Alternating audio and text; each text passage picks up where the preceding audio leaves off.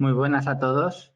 Es un placer estar hoy con vosotros y bueno, en las fechas en las que estamos, lo primero es desearos una feliz entrada y salida de año y sobre todo que con la pandemia pues nos traiga mucha salud y mantener la precaución por ahora, ¿no?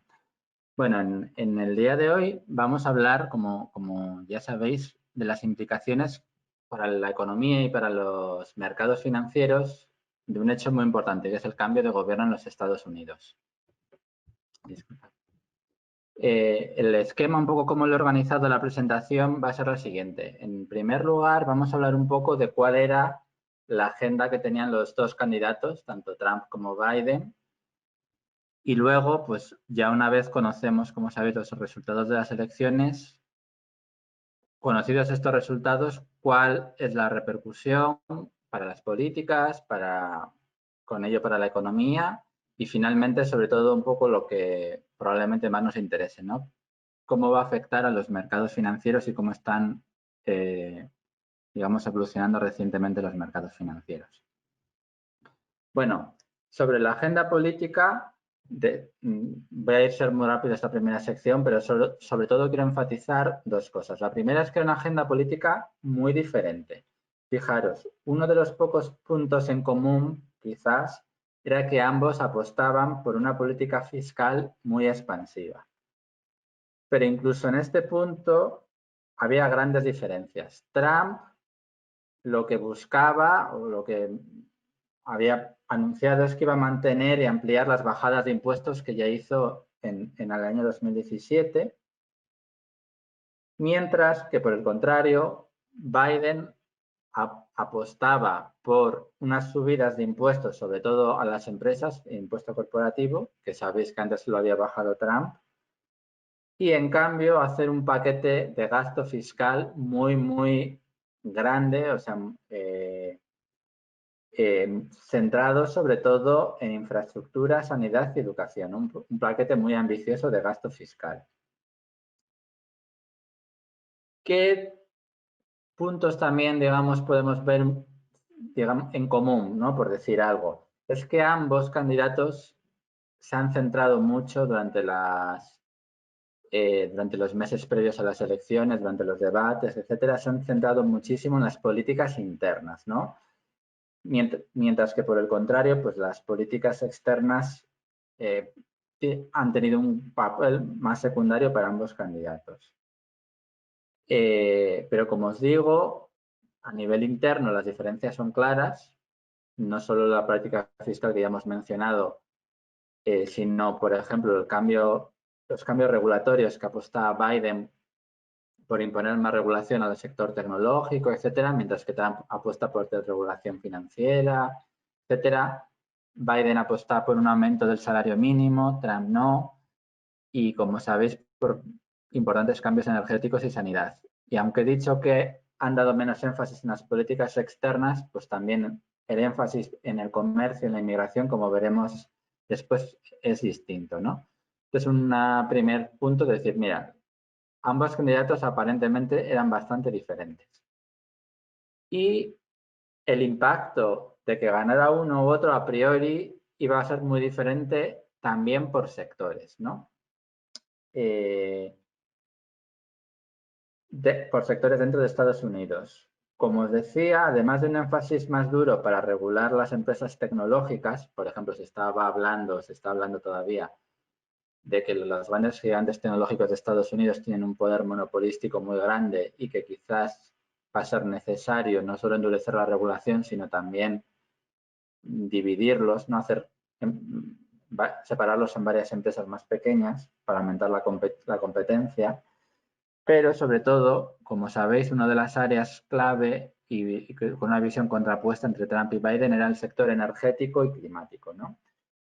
Digamos que Trump apostaba sobre todo por una independencia energética para Estados Unidos, que no tuviera que depender de importar sobre todo petróleo y gas, pero bueno, en general energía del resto de países, y favorecer el empleo a corto plazo en las regiones del fracking, sobre todo Texas, que ha sido un boom en los últimos años, y eso tiene cierto rédito político. Mientras, por el contrario, Biden, como sabéis, planeaba volver al Club de París, tomar estándares más duros para las emisiones de efectos invernadero, etcétera, y apostar sobre todo por ser líder en nuevas tecnologías verdes, pensando en no solo que el cambio climático, sino que a nivel de inversiones y de economía, pues es una apuesta a ser líderes en sectores de futuro, ¿no? Para que es interesante. Y bueno, esta primera parte la quiero dejar aquí, simplemente ya de forma un poco más clara allí. ¿Sabéis el resultado de las elecciones?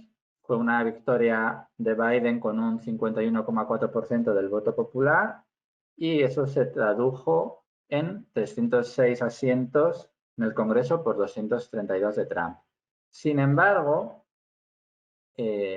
antes de las elecciones, las encuestas, muchas apuntaban a una victoria de Biden más abultada y sobre todo a lo que se llamaba la marea azul. La marea azul era el hecho de que los demócratas hubieran ganado tanto la Cámara del Congreso como la Cámara del Senado, ¿no? Hubieran controlado ampliamente ambas cámaras, lo cual les hubiera garantizado, digamos, que este programa que os he enseñado sucintamente al principio, con grandes planes de gasto, sobre todo, con subidas de impuestos también, con grandes cambios en políticas sectoriales, lo podrían llevar a cabo en gran medida. Sin embargo, el Senado, que es lo que os muestro en esta otra diapositiva, todavía hasta el día 5 de enero técnicamente no lo sabemos porque queda una segunda vuelta en Georgia que da 2 asientos en el Senado, pero con casi toda seguridad el Senado va a estar controlado por los republicanos o incluso, sin el improbable caso de que los 2 asientos de Georgia fueran para los demócratas, habría un empate técnico que por la vicepresidenta favorea a los demócratas, pero necesitarían seguir contando con acuerdos y con una minoría, con una mayoría muy débil, ¿no? Pero vamos, el escenario es que esta marea azul no ha tenido lugar. El Senado va a seguir controlado casi con total seguridad por los republicanos. Y esto tiene importantes repercusiones de políticas, como veremos a continuación. Esto es lo que os quiero mostrar un poco en esta diapositiva. Mira, fijaros. Estas son la expectativa de políticas de Biden. En la primera columna lo que tenemos es en el escenario que hubiera habido marea azul, o sea, su propuesta. Y en el escenario en la barra de la derecha lo que tenemos es Biden Little, es decir, qué podrá hacer probablemente dado que no controla las dos cámaras y que va a tener por esto que depender de acuerdos políticos. Bueno, pues lo que tenéis que saber es, por un lado, es que el margen de actuación que va a tener Biden en la política exterior va a ser bastante mayor, ¿no? En política exterior, la Constitución de Estados Unidos permite actuar bastante vía decretos presidenciales o, como ha hecho Trump también, argumentar motivos de seguridad nacional para sacar adelante ciertas propuestas sin la mayoría de las dos cámaras. Sin embargo, para la política interna, que es, como os decía, es la clave para ambos candidatos, para la política interna o doméstica sí que se necesita en general la aprobación de las dos cámaras y, por tanto, va a ser clave contar con el apoyo de los moderados de ambos partidos, no solo de los demócratas, sino también con algunos moderados republicanos. Esto tiene implicaciones, como veremos, en general positivas para los mercados. Hay una implicación que es negativa para los mercados y es que los mercados querían mucho estímulo fiscal y el estímulo fiscal va a ser grande, pero menor que si tuviera el control de ambas cámaras, ¿no? Que es lo que lo que está reflejado aquí, por ejemplo, en la partida de gasto. En la partida de abajo de gasto, lo que ves es que en infraestructura, energías limpias, pues probablemente se acabe gastando la mitad de lo propuesto y similar en educación, etcétera. Sin embargo, también esto gusta a los mercados, el hecho de que tenga que haber consenso en ambas cámaras, porque elimina o reduce mucho el riesgo, al menos, de las políticas más extremas y que podían tener eh, repercusiones negativas para los mercados. Esto es, por ejemplo, las subidas de impuestos que no cuentan con apoyo total y mucho menos en el actual contexto de crisis económica y sanitaria, ¿no? Es muy probable que las subidas de impuestos, tanto a la nómina como a los corporativos, se pospongan y probablemente se pospongan de forma indefinida.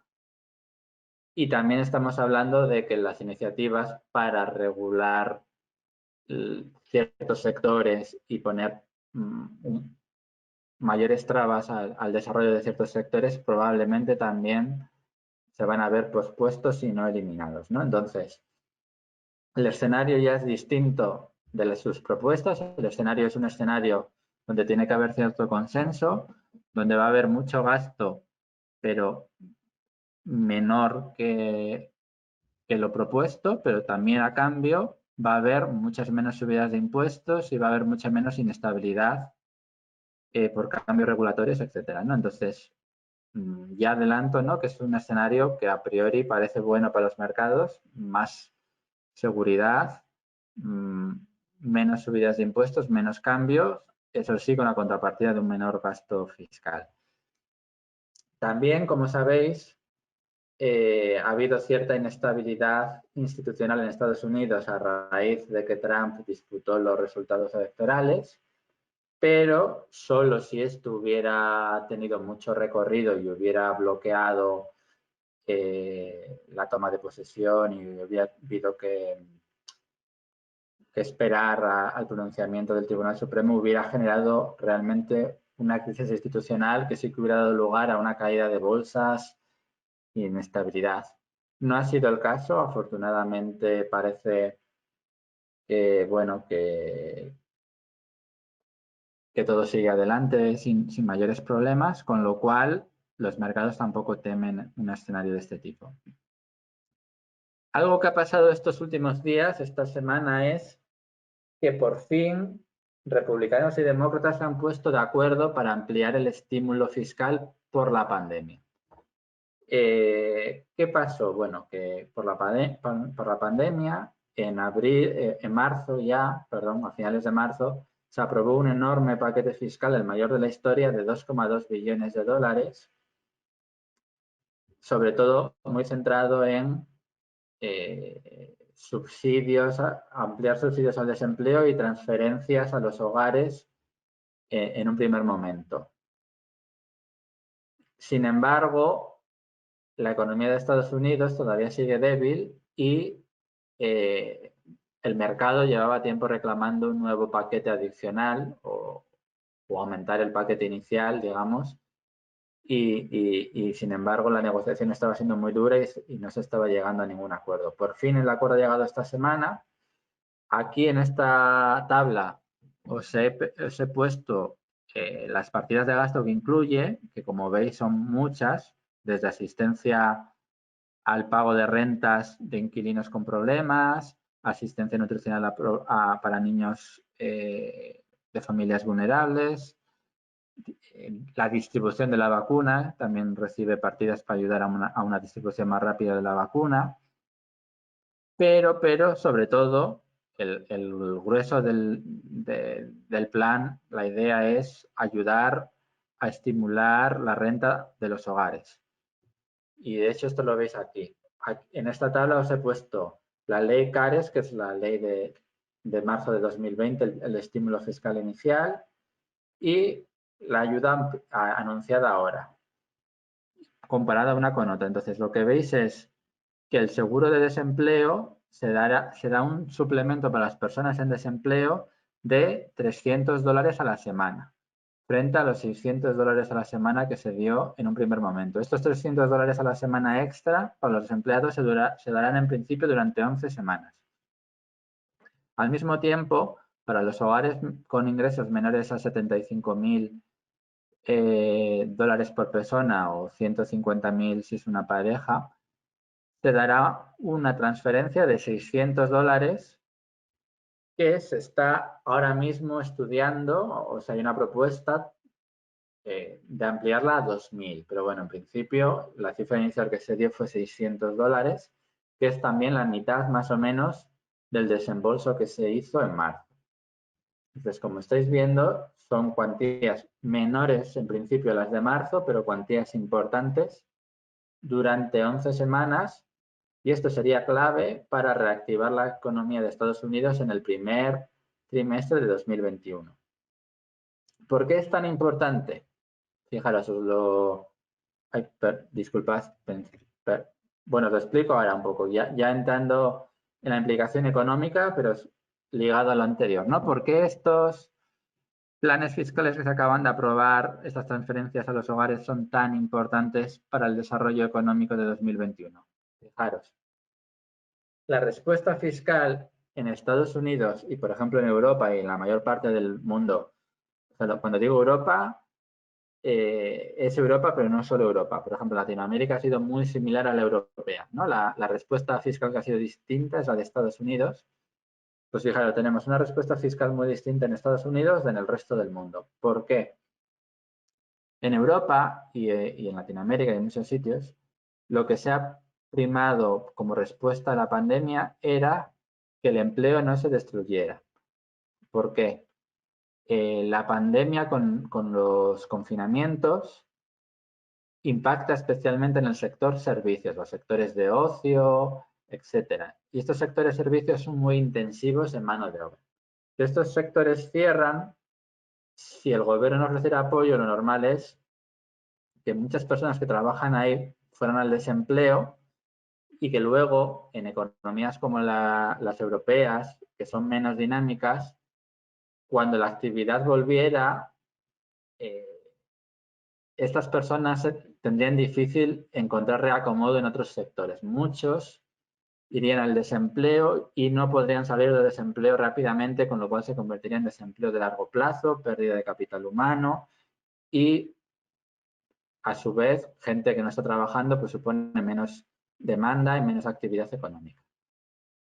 Entonces, por eso, lo que se han hecho son programas como en España los ERTES o en otros países similares, que son programas, digamos, en los que la afiliación, digamos, el Estado mantiene la relación laboral de la empresa y del empleador, pero es el Estado el que paga durante unos meses dinero al trabajador para que no está trabajando, ¿no? ¿Qué pasa en Estados Unidos? Pues como es una economía muy dinámica, la idea de las autoridades fue distinta. La idea fue, vamos a dejar que se destruya empleo, pero vamos a dar transferencias de renta para que el consumo se recupere muy rápido, y con el consumo recuperándose muy rápido y la actividad recuperándose muy rápido, enseguida se generará empleo otra vez, ¿no? Las personas que pierdan el empleo lo podrán recuperar muy rápido. Entonces, las ayudas no fueron a través de programas para mantener el empleo, sino fueron a través de subsidios generales para aumentar el consumo. Y esto es lo que veis en este gráfico, ¿no? Veis que en Francia, en Italia, en la izquierda, un 50-40% de empleados, en España un poco menos, pero un 20 y tantos, han estado durante estos meses pasados sin trabajar, pero todavía ligados al empleo con el gobierno haciendo transferencias, mientras que en Estados Unidos esta cifra es nula. Sin embargo, Estados Unidos, que es la línea roja en el gráfico de la derecha, ha visto como sus hogares han tenido un incremento muy grande de renta en lugar de una bajada de renta. Y es porque el gobierno ha hecho transferencias de renta muy, muy grandes para que el consumo recupere. ¿Qué ha pasado en Estados Unidos? Bueno, aquí lo que veis es la creación de empleo mes a mes, ¿no? Entonces, se venían creando unos 150.000 puestos de trabajo a la semana. Perdona, esto es el empleo total, ¿no? 150 millones. Con el COVID se destruyeron más de 22 millones de empleos, pero gracias a estas ayudas a mantener el consumo dinámico, transferencias de 1.200 dólares al mes para las familias para que gastaran, pues lo que vemos es que en mayo, junio, julio la recuperación del empleo fue muy rápida. Sin embargo, una vez que estas ayudas iniciales se consumieron, pues en los últimos meses hemos visto que esta mejora del empleo se ha estabilizado, se ha frenado, todavía en niveles lejos de los niveles prepandemia, ¿no? Con lo cual, si Estados Unidos quiere que el empleo y con ello la economía sigan mejorando, necesitaba este paquete que ahora se ha aprobado, que permitirá que la creación de empleo en los primeros meses de 2021 vuelva a ser fuerte y con ello la expectativa es que en 2021 la economía se va a recuperar más rápido de lo que se hubiera recuperado sin este paquete de ayudas, ¿no? Esta es un poco la idea. Entonces, bueno, esto un poco por la parte interna, que cabe esperar un mayor crecimiento, sobre todo en el primer trimestre de 2021, gracias a este paquete que se acaba de aprobar ya esta semana en Estados Unidos. ¿Qué cabe esperar en la política externa? Bueno, pues yo lo que diría es que en los últimos años la política externa de Estados Unidos ha dejado muy de lado a Europa, muy de lado a Latinoamérica y aunque se ha centrado mucho Estados Unidos en sí misma en las políticas domésticas, en la parte externa el foco ha sido Asia y sobre todo China, ¿no? Cada vez el foco se ha centrado más en China y las relaciones con China han cambiado mucho. Básicamente, se podría hablar mucho más de esto, pero un poco lo que esperaba Estados Unidos de China era que al iniciar relaciones con China, primero en la época de Nixon, se buscaba así aislar a la Unión Soviética, pero ya una vez que cayó la Unión Soviética, en 2001, cuando se permitió que China se uniera a la OCDE y se empezaron a llevar muchas fábricas a China para la producción digamos, en cadenas de valor, lo que se esperaba es que esto trajera una progresiva occidentalización de China y que Occidente impusiera un poco sus reglas de juego y así tener un país cada vez más similar al suyo en prácticas comerciales. Sin embargo, esto no se ha producido, ¿no? China ha mantenido sus características, un capitalismo de Estado, que quiere decir que en lo que les interesa sí que dejan actuar al mercado, pero siempre con el Estado controlándolo y siempre con el Estado dando grandes subsidios a aquellos sectores que piensan que a futuro tiene un interés estratégico, una política industrial muy activa y con el Estado cerrando aquellos sectores a la competencia extranjera donde les interesa, pues por una parte, la tecnología para desarrollar tecnología interna o para que los datos del gobierno chino no pasara por empresas americanas, etcétera, ¿no? Entonces, digamos que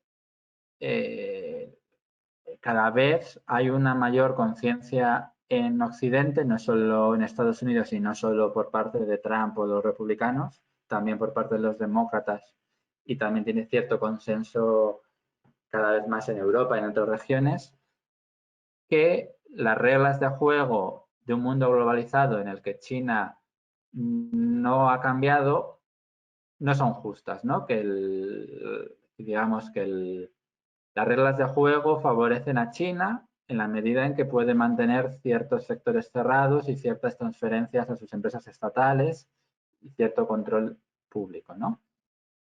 Esto es así en cierta medida. Evidentemente, el modelo de China simplemente es un modelo distinto y tiene sus ventajas y tiene sus inconvenientes. Tiene grandes inconvenientes también, ¿no? Una peor asignación de recursos, etcétera. Pero hay consenso en no es justo la competencia de China, con lo cual hay que cambiarlo. ¿Qué pasa? Que Trump acertó en el diagnóstico, pero probablemente su tratamiento no fue el mejor para obtener resultados, ¿no? Al final, lo que ha conseguido en gran medida es aumentar el nacionalismo chino, que China reaccione con políticas más cerrándose. Ahora hace poco ha anunciado la circulación dual, que quiere decir que no va a renunciar a las exportaciones, pero sí que lo que quiere es ser más independiente y como ve que Estados Unidos le cierra ciertos sectores, que no deja que sus empresas inviertan y adquieran tecnología comprando empresas de Estados Unidos, pues lo que quieren hacer es ser más independientes tecnológicamente y desarrollar su mercado interno, sobre todo para no depender tanto del mercado externo en un momento en el que ven que Estados Unidos pues le está poniendo trabas, ¿no? Entonces, lo que ha conseguido es más nacionalismo chino, un cambio de políticas china hacia abrir ciertos sectores, pero otros lo contrario, y los aranceles en general han tenido muy poco efecto, ¿no? Entonces, ¿qué va a pasar con Biden? ¿Qué podemos esperar? Pues que se va a mantener la mano dura con China, pero que digamos que las formas van a ser distintas, eso está claro, y sobre todo que el punto de interés va a ser un poco distinto. No va a ser tan centrado en aranceles ni a China ni sobre todo a otros países, ¿no? Sabéis que Trump impuso aranceles al acero, también a Brasil, a muchos países, a Turquía. Sabéis que ha tenido disputas con la Unión Europea en base al sector automóvil. O sea, probablemente el tema de aranceles contra otros socios comerciales van a quedar atrás, con China no. No veo a Biden, y es lo que él ha dicho, quitando los aranceles a China de forma rápida. Lo que sí veo es que claramente el enfoque va a ser más multilateral, va a querer volver a desbloquear la OMC, va a querer volver a contar con medidas coordinadas con Europa y quizás con Latinoamérica contra China, lo cual a priori es positivo, y sobre todo que puede estar dispuesto a reducir aranceles si eso lleva a cambio avances en todo lo demás, ¿no? Lo que hemos dicho, el modelo chino de control estatal, de subsidios. Lo que pasa es que China va a ser muy, muy reacia a cambiar su modelo, ¿no? Al final el Partido Comunista tiene el beneficio de ahí, ¿no? De controlar todo de forma directa, incluso en las empresas privadas tienen observadores y no va a querer cambiar lo más mínimo esto, ¿no? Pero la presión va a ser menos hacia aranceles que en los que nadie gana, solo se pierde, tanto unos como otros, como por el contrario, pues reducir la incertidumbre comercial, pero sí buscar ciertos compromisos. Al respecto, os adelanto que Europa está acabando de negociar un tratado de inversiones con China que puede suponer pasos en esta línea, ¿no? En que China, a cambio de una mayor seguridad y que no se le bloquee cierto acceso a tecnología europea, pueda abrir algunos mercados, sector financiero sobre todo, pero varios mercados más a Occidente, ¿no? Entonces, bueno, esto es la tendencia que estamos viendo. ¿Qué pasó con los aranceles? Bueno, como os digo aquí, aunque la postura va a ser más dura con China, lo que se llama un decoupling es impensable. Vivimos en un mundo totalmente globalizado donde China depende mucho de Estados Unidos y Estados Unidos depende mucho de China, ¿no? Con lo cual, esto puede limitar la confrontación al final entre ellos. Pero lo que sí que hemos visto es que los aranceles tuvieron un efecto insignificante en las cuentas externas de Estados Unidos, redundó en menores exportaciones chinas a Estados Unidos, pero también en menores importaciones chinas de Estados Unidos, y que lo que no se exportó, lo exportó directamente China, pues aumentaron el déficit con Vietnam y México, ¿no? Con lo cual, Vietnam y México fueron dos países que salieron muy beneficiados bueno, muy beneficiados, o la perspectiva es que poco a poco se fueran beneficiando cada vez más de estas posturas contra China. La idea detrás también es que cada vez vamos a un mundo en el que las cadenas de valor, las cadenas de producción ya no tienen tanta ventaja irse a países de bajos costes, sino que las nuevas tecnologías son más intensivas en capital y no tan intensivas en mano de obra, con lo cual no es tan ventajoso llevar la producción a China o a países de bajos costes, sino que es más provechoso llevarlos a países cercanos a donde está la demanda final, ¿no? Entonces, por ejemplo, para la demanda de Estados Unidos, México, Centroamérica, Colombia, son países que estarían muy bien posicionados para ganar cuota de mercado, ¿no? Para recibir inversiones chinas inversiones de Estados Unidos y ganar cuota de mercado. Esto en principio podría seguir. ¿Qué más podemos decir sobre las políticas externas y el comercio? Disculpad. Bueno, pues como sabéis, Trump se salió de la negociación del acuerdo comercial transpacífico y en general estaba en contra de los acuerdos comerciales, aunque sí que el NAFTA, digamos, tuvo una segunda parte al final con el tratado con Canadá y México. Pero Biden está un poco en medio, ¿no? Biden claramente está poniendo sobre la mesa que cualquier tratado comercial al que se una Estados Unidos tiene que ser un tratado en el que Estados Unidos saque algo positivo claramente y sea sobre todo un tratado comercial novedoso, ¿no? Con novedoso quiero decir que no se fije únicamente en bajadas de aranceles como se hacía antiguamente, sino que incluya protección al medio ambiente, que incluya que una parte muy importante de la producción se haga a unos costes laborales no tan bajos, que incluya contenido doméstico, o sea, que parte de la producción se haga en Estados Unidos cuando son cadenas de valor. Pero aunque no va digamos, a negociar de forma muy fácil y va a poner muchos requerimientos para acuerdos comerciales,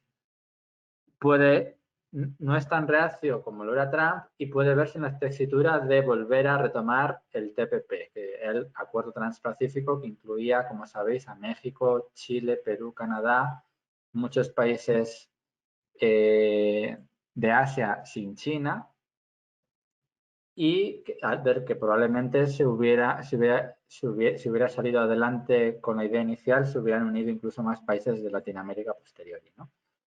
¿Por qué puede tener esta presión? Bueno, pues porque hace poco China, que como sabéis fue excluida del TPP, ha llegado a un acuerdo similar, digamos, con otros países, tanto sobre todo de Asia-Pacífico como de, bueno, pues Nueva Zelanda, Australia, etcétera. Este acuerdo sí que es un acuerdo más convencional que se basa sobre todo en bajar aranceles, pero es un acuerdo que busca mantener la supremacía asiática de las cadenas de valor, ¿no? Entonces, tanto Latinoamérica como Estados Unidos deberían presionar para firmar el TPP, un acuerdo con los mismos países, pero que sea más sofisticado, que no se centre solo en aranceles bajos, que se centre en el respeto al medio ambiente, en cadenas de valor que incluyan también producción doméstica, etcétera, pero están incluidos ahí porque si no los países de Asia van a salir los grandes beneficiados de las cadenas de valor y del comercio, ¿no? Entonces, bueno, creo que si el TPP acaba siendo firmado, que la probabilidad hoy en día es el 50%, no el 100%, pero es mucho más que lo que teníamos con Trump, los grandes beneficiados serían sobre todo países de Latinoamérica vemos aquí que el gran beneficiado probablemente sería México, Perú, Chile también. Entonces, bueno, si empezamos a escuchar negociaciones que se avanzan estas negociaciones, sería una señal muy buena para Latinoamérica, ¿no? Y un poco pensando en la región, al margen del TPP, este es mayor gasto fiscal que va a hacer Estados Unidos en los primeros meses de 2021, también, y así como una política de inmigración más favorable, etcétera, debería favorecer a la región, ¿no? Esta es la estimación que el Caribe, sobre todo, y México podrían ver estimulado el crecimiento en 2021 en medio punto porcentual, incluso un poco más, con Biden respecto a un escenario de Trump. Y el resto de Latinoamérica, pues su impacto sería bastante menor, pero estamos hablando de que el impacto sería en todo caso positivo. Y ya yendo a la última parte, ¿no? ¿Qué implicaciones tenemos para los mercados financieros globales? Bueno, pues ya os he adelantado antes, cuando he puesto esta tabla, que a los mercados, por un lado, estaban contentos con el menor riesgo de políticas radicales. Tienen que sacrificar un menor gasto fiscal, sí, pero el gasto fiscal va a seguir siendo muy amplio, la política fiscal va a seguir siendo expansiva. Y a cambio, pues parece que no va a haber subidas de impuestos, no va a haber tantos cambios regulatorios, etcétera, ¿no? Entonces, esta menor incertidumbre y menor riesgo de políticas radicales ha sido muy bienvenida por el mercado. Y además, digamos, no solo es que pensemos que estos estímulos fiscales van a acentuar el crecimiento de 2021 y que hay menor incertidumbre política, sino que estos cambios van a venir acompañados de una política monetaria que va a seguir siendo muy expansiva, ¿no? No porque digamos, porque la economía mejore, vemos ninguna opción de que la Reserva Federal comience a subir tipos o cambie sus programas. La política monetaria expansiva en un mundo tan endeudado, en un mundo de baja inflación, etcétera, ha venido para quedarse. La Reserva Federal Americana ya ha señalado que los tipos van a quedar en niveles mínimos durante muchos, muchos años. Y si cabe, una política fiscal algo menos expansiva de lo que hubiera supuesto la marea azul significa incluso una política monetaria que puede ser incluso aún un poco más expansiva. ¿Y por qué os cuento esto?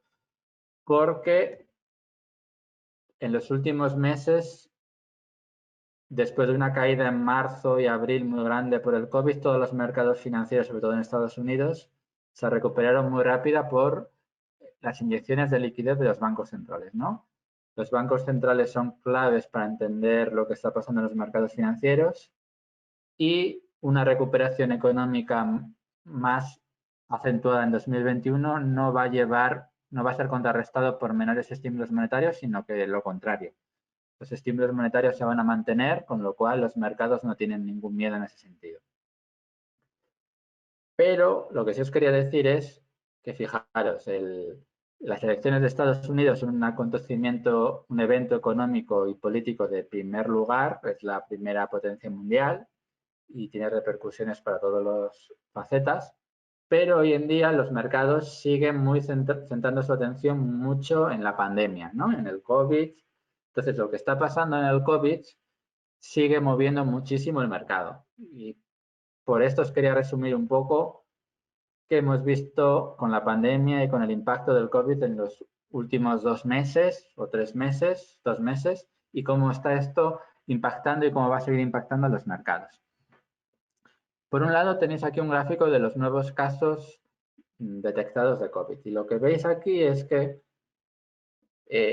pues después de una primera ola más temprana en Europa, un poco después en Estados Unidos, y que acabó siendo bastante notable en Latinoamérica, en verano, hasta septiembre, octubre, el número de casos descendió muchísimo en Europa y en Estados Unidos, pero luego hemos tenido en los últimos meses del otoño un gran repunte de casos, sobre todo en Europa y en Estados Unidos. No tanto, de momento, afortunadamente, en Latinoamérica o en Asia. Pero en las zonas desarrolladas, sobre todo, un gran repunte de casos. Esto llevó a nuevas restricciones a la actividad que, por ejemplo, en el caso europeo, veis que a finales de noviembre empezaron a tener impacto en que se redujo la incidencia de los nuevos casos, pero esta reducción de la incidencia no fue tan grande como lo fue en el verano, ¿no?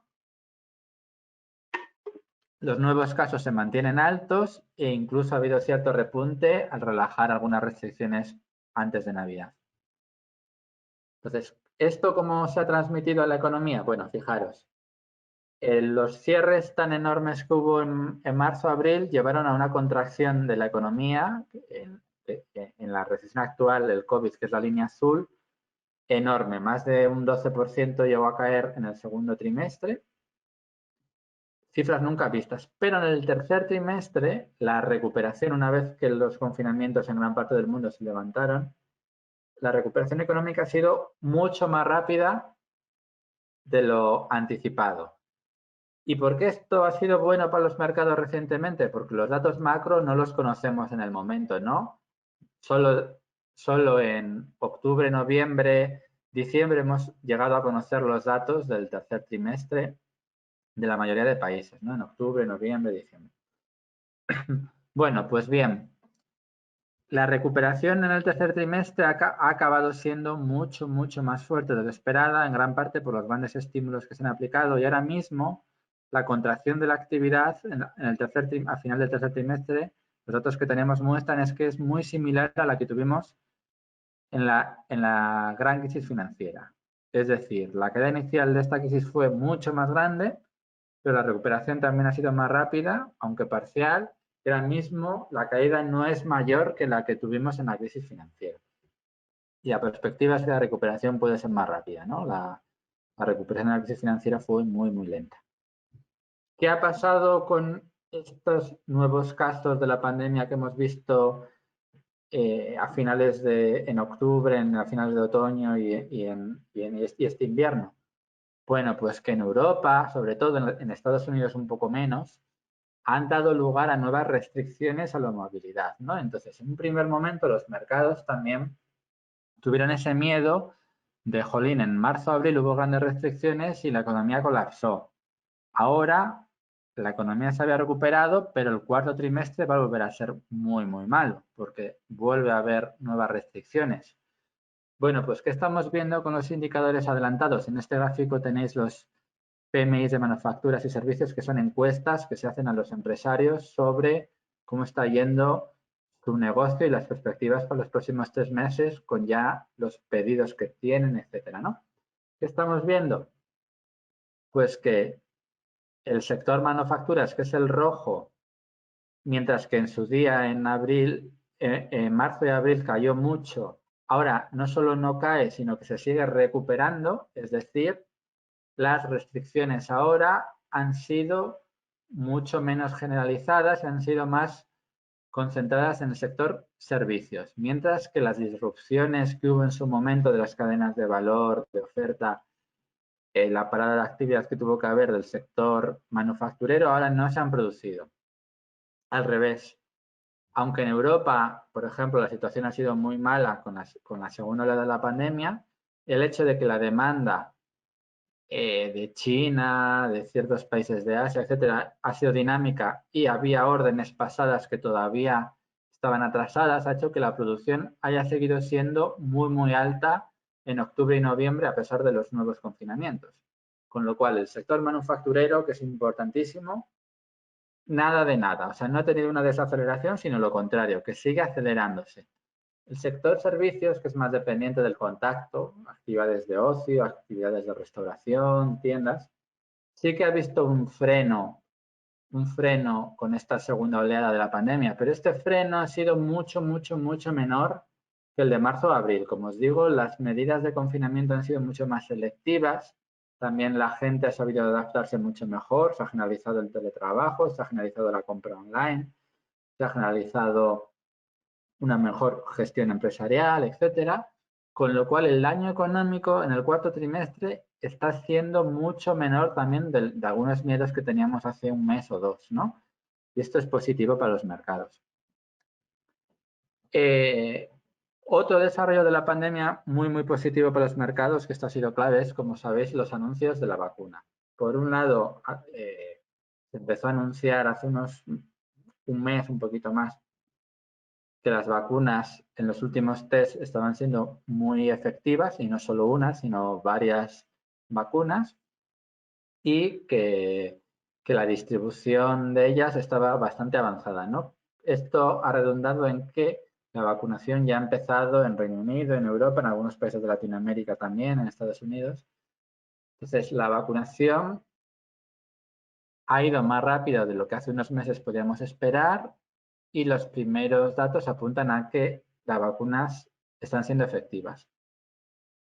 Si esto se confirma, que no es seguro, lo que quiere decir es que los riesgos a partir de mediados de 2021, que es cuando pensamos que la mayoría de grupos de riesgo van a estar vacunados, se reducen mucho, porque la forma de pensar para las restricciones a la movilidad, a los confinamientos, es lo que los epidemiólogos llaman la R. La R de una epidemia es a cuántas personas contagia a su vez un positivo por COVID, ¿no? Una persona enferma por COVID, ¿a cuántas personas ella contagia?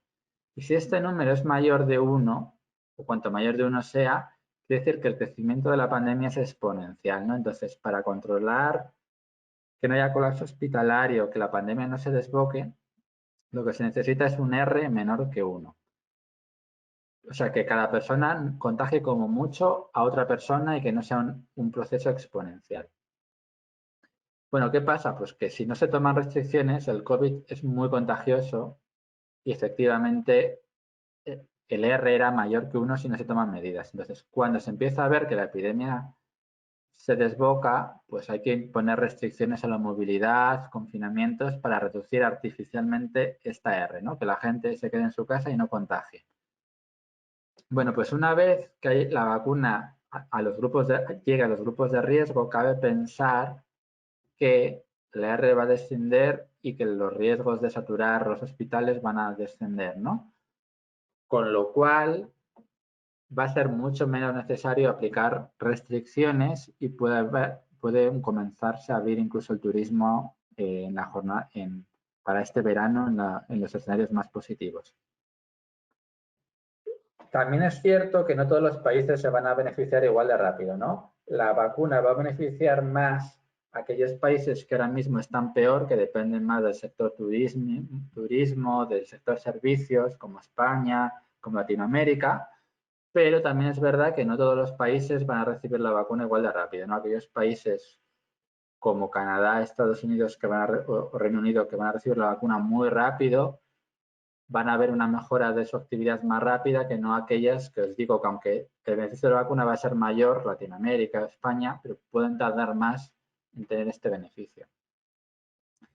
Y también va a ser importante que veamos que no solo la vacuna de AstraZeneca, de Pfizer y de Moderna son útiles, sino que también las vacunas chinas y rusas son útiles, porque algunos países emergentes van a depender mucho de estas otras vacunas, que son más baratas, tienen una logística más fácil para la distribución. Entonces, cuantas más vacunas sean útiles, o sea, sean efectivas, mejor, ¿no? Recientemente hemos tenido una noticia negativa, que es que hay nuevas cepas del virus. Las vacunas siguen siendo efectivas a priori con estas cepas, pero estas cepas parecen más contagiosas, ¿no? Si son más contagiosas, la R que os contaba aumenta, y esto podría hacer que hasta que la vacunación sea masiva a mediados de 2021 pueda ser más necesario imponer restricciones, ¿no? Esto han sido noticias negativas, pero quitando esta última noticia, que sí que es negativa, todo el resto de noticias que hemos tenido de la epidemia recientemente, tanto por la vacuna como porque el impacto económico ha sido muy distinto al de abril, han sido muy positivas para los mercados. ¿Y en qué se ha traducido este menor riesgo después de las elecciones de Estados Unidos, y sobre todo este menor riesgo asociado a las noticias de las vacunas? Pues un alza muy grande de la renta variable, pero además una rotación hacia sectores cíclicos o value. Lo que veis aquí es diferentes bolsas, como veis la naranja es la de Estados Unidos, es la que mejor estaba yendo, por ejemplo la de España, que es la azul, la que peor estaba yendo en el gráfico de la izquierda, pero lo que veis es que desde noviembre todas las bolsas tuvieron un gran repunte inicial, más aún aquellas que más dañadas estaban, ¿no? Por ejemplo, la bolsa española subió más que la americana. Y si vemos en el gráfico de la derecha los sectores, lo que vemos es que aquellos más ligados al ciclo y más castigados por la pandemia, como energía, turismo, son los que más han beneficiado por esta expectativa de que a partir de mediados de 2021 la normalización sea más rápida o los riesgos a la baja sean menores, ¿no?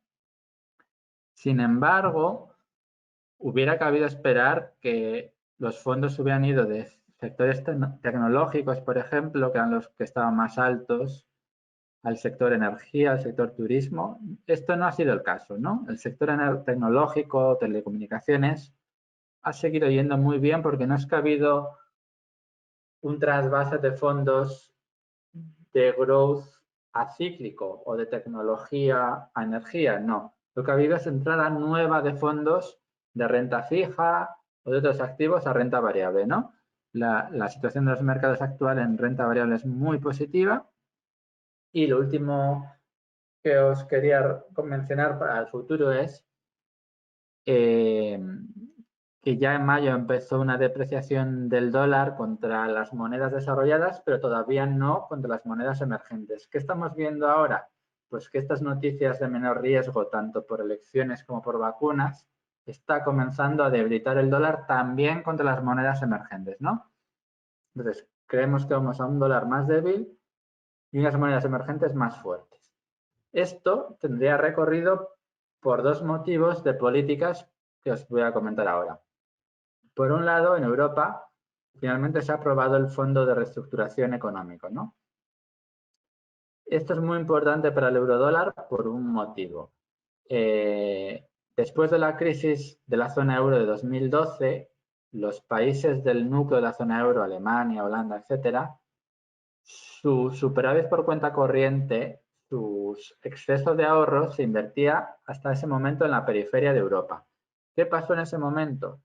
Pues que los riesgos de la periferia de Europa hicieron que ese ahorro europeo, del núcleo europeo, de Alemania, etcétera, fuera sobre todo a invertir en treasuries americanos que daban una inversión mayor, o sea, el tipo de interés era mayor que el tipo de interés europeo.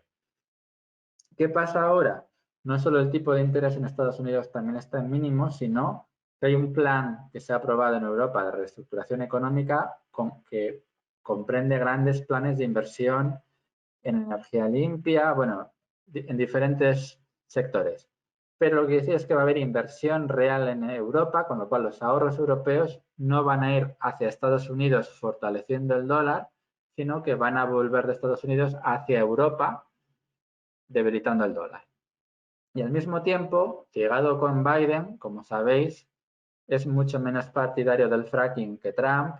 De hecho, no solo es que sea menos partidario del fracking, sino que es lo contrario. Como hemos visto, ya se ha adherido al plan de país, va a imponer muchos cambios en las licitaciones, en la regulación contaminante, etcétera. Entonces, la fortaleza del dólar en los últimos años ha venido muy ligada al auge del fracking y al cambio en el saldo comercial de la balanza petrolera de Estados Unidos. Estados Unidos pasó de ser un gran importador de petróleo a ser exportador neto y esto fortaleció el dólar, ¿no?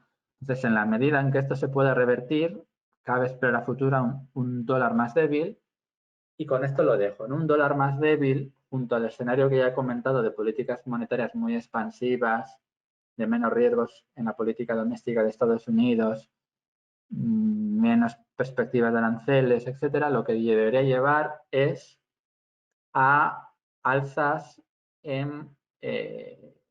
sobre todo en renta variable emergente, en commodities, etcétera, ¿no?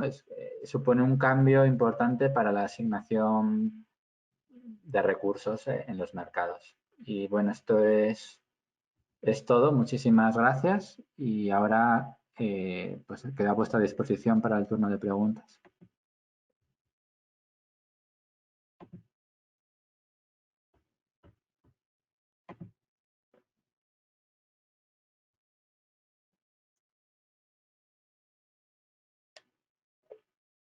Bueno, veo aquí que empieza Nelson lanza las primeras preguntas. Animaros los demás, por favor.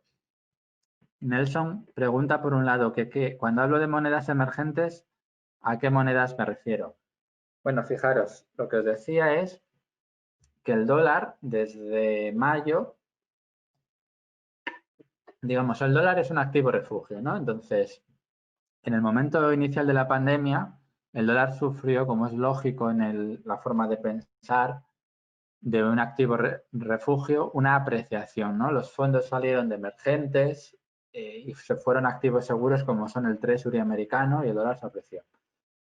Pero desde mayo el dólar se viene depreciando. Pero se viene depreciando contra las monedas desarrolladas y contra el yuan chino porque el yuan chino, digamos, la economía china ha sido la primera en recuperarse. Sin embargo, contra el resto de monedas emergentes, cuando digo emergentes me refiero sobre todo a Latinoamérica, etcétera, sobre todo Latinoamérica y algunas de Asia, pues contra estas monedas todavía seguían muy débiles. La perspectiva es que en los próximos meses, pues el real brasileño, el peso chileno, etcétera, puedan tener cierta recuperación, más si esta recuperación viene ligada a mejoras en materias primas, ¿no? Cuando me preguntáis un poco tanto por la industria post-COVID como por el panorama para Argentina, un poco las reflexiones son, bueno, son varias. Por un lado, lo que sí que estamos viendo es que después del COVID vamos a ver una mayor polarización, ¿no? Vamos a ver empresas, sectores, pero empresas dentro de esos sectores líderes que se adaptan muy bien y que siguen creciendo. Por ejemplo, las políticas de los grandes bancos centrales mantienen una emisión en el mercado de bonos muy barata para las grandes empresas, pero las pequeñas empresas tienen mucho más difícil beneficiarse de estas condiciones monetarias al revés, ¿no? El acceso al crédito en algunos casos se ha complicado.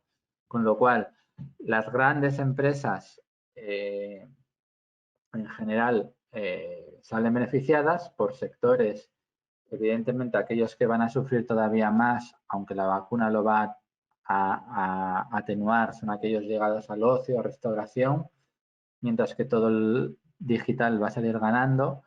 Los bancos tienen un panorama muy complicado porque las perspectivas de tipos de interés bajos se alargan, ¿no? No vemos salida a un contexto de tipos de interés bajos y sabemos que los bancos viven de intermediar tipos de interés, necesitan tipos de interés altos.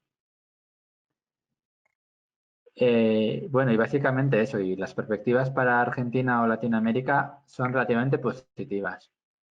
Biden va a seguir centrándose mucho en Asia. Latinoamérica parece un poco la gran olvidada, pero estos cambios que estamos hablando de reconfiguración de las cadenas de valor, posibilidades de nuevos tratados comerciales, deberían ser muy positivos para Latinoamérica. Tanto porque Latinoamérica tiene un papel muy importante que jugar, o sea, China es ya donde más se invierte en el mundo, es ya hoy en día en Latinoamérica, y si Estados Unidos quiere revertir esto, necesita dar algo a cambio a la región. Y simplemente por la posición, ¿no? Latinoamérica tiene una posición geográfica muy cerca de Estados Unidos y lo que tiene que hacer Latinoamérica es integrarse mucho más. A veces es increíble pensar que Argentina, Brasil y México apenas tienen cadenas de valor entre ellos, parecen totalmente separados, ¿no? Y y lo que es importante es apostar, bueno, pues por integrarse más dentro de Latinoamérica, porque esto será muy positivo. Y bueno, no sé si esto responde a vuestras preguntas. Veo que Silvia nos desea a todos un feliz año 2021. Muchísimas gracias. Yo también os lo deseo a todos. Y, y bueno, y si tenéis más dudas podéis hacérmelas llegar. Yo creo que lo dejamos aquí por hoy. Ha sido un placer. Muchas gracias.